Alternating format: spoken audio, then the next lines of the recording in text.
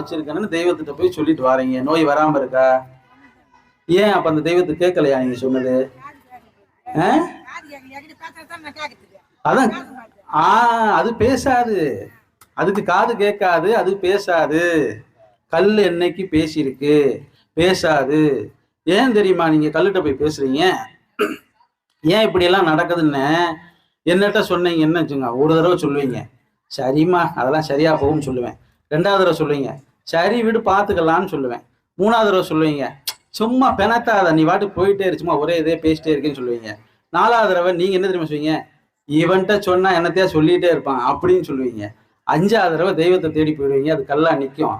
அங்க போய் இதே தான் சொல்லுவீங்க, அது ஏதாவது எதிர்த்து சொல்லும்? சொல்லாது. அதுக்காகத்தான் நீங்க போறீங்க, புரியுதா? அதுக்கு தான் இந்த தெய்வம் கோயில் சிலைன்னு கொண்டு வந்தாங்க. உங்க ஆத்தாமையை போய் சொல்றதுக்கு, மனசார பேசுறதுக்கு,